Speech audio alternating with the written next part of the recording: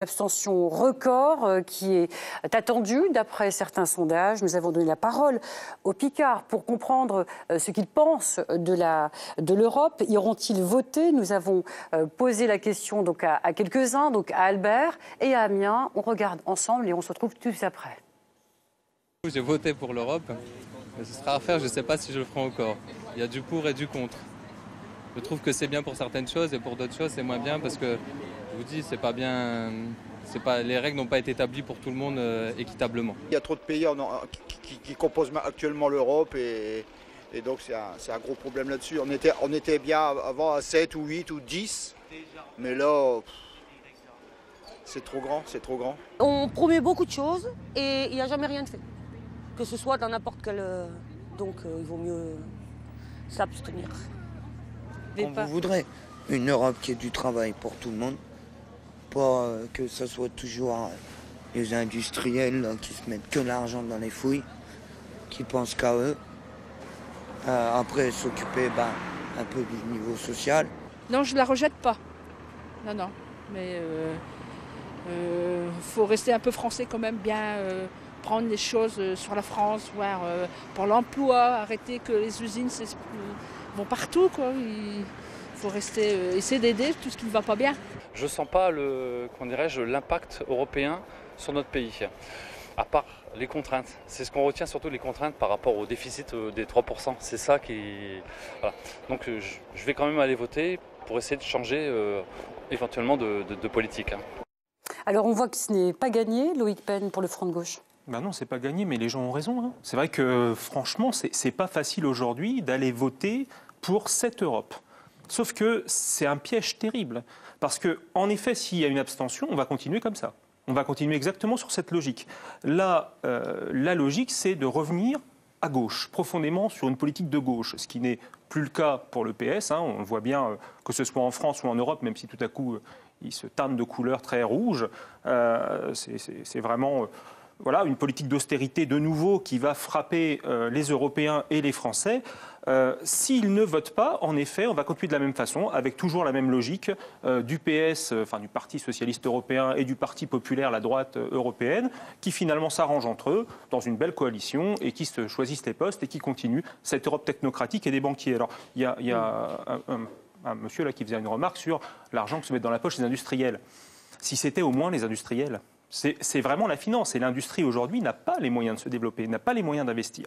Donc il y a vraiment, c'est pour ça aussi qu'on ne crée pas d'emplois, parce qu'on est sur des logiques de financiarisation de l'économie. C'est terrible.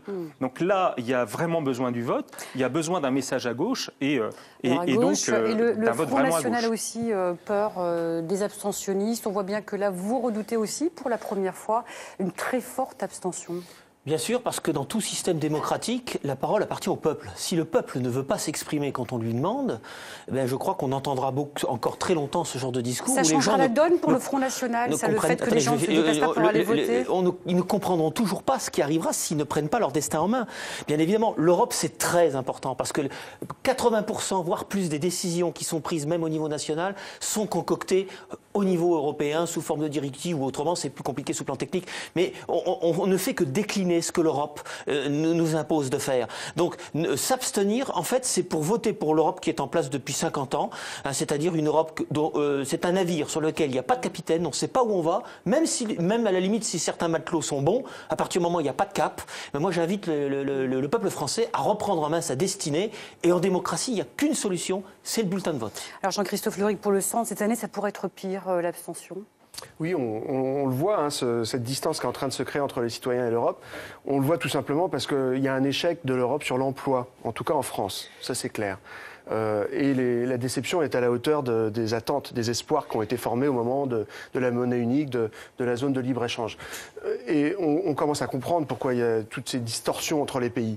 Nous, on propose une chose, c'est la convergence fiscale et la convergence sociale. Tant qu'au sein de l'Europe, les pays se feront une concurrence sauvage, et ce qui est en train de se passer en ce moment. Parce qu'on n'a pas les mêmes taux, on n'a pas les mêmes protections sociales dans les pays, on n'a pas les mêmes taux d'imposition dans les entreprises, forcément ce sera difficile. Et donc il faut prendre le problème à la base. Si en Irlande, les entreprises sont imposées à 12,5% et qu'en France, on en est à 33% et même bientôt là, à 34%, on voit bien que ça ne peut pas fonctionner longtemps et qu'il va y avoir un afflux d'entreprises vers l'Irlande ou vers l'Allemagne qui est à 15% l'Allemagne. Donc, nous, ce qu'on propose, c'est qu'il y ait une véritable convergence qui soit faite. Pourquoi ce n'est pas fait ? Parce qu'il n'y a pas assez d'Europe. Parce que pour prendre... Convergence, c'est une idée qui vous plairait. Je finis simplement et après M. Pen continuera. Mais pourquoi est-ce que c'est pas fait? Pourquoi il n'y a pas de convergence? Et je dis pas convergence vers le bas, je dis convergence à un haut niveau social.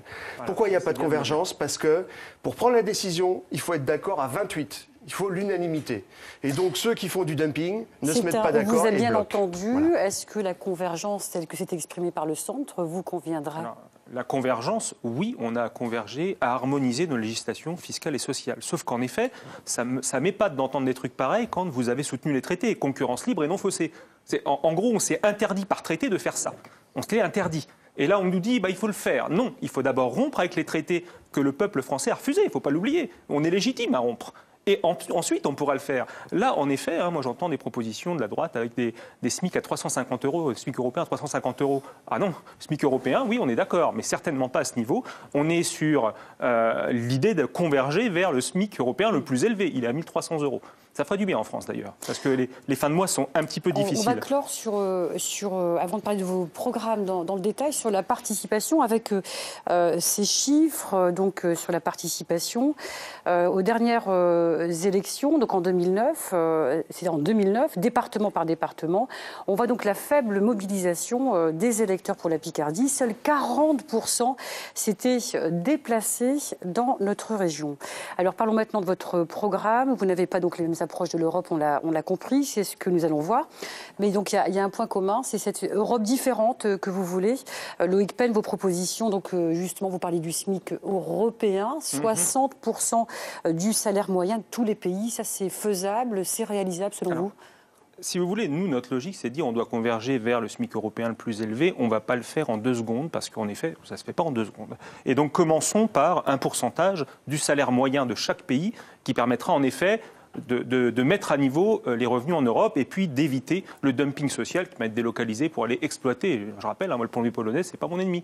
C'est l'exploiteur qui abuse de sa faiblesse qui est mon ennemi. Et mon ennemi. À un moment donné, il faut le dire comme ça. Comment faire pour harmoniser mais à un moment donné, le problème, c'est qu'on va toujours buter sur la même chose. À partir du moment où on reste dans la logique des traités qui nous ont été imposés, je rappelle, imposés malgré les votes, on ne s'en sort pas.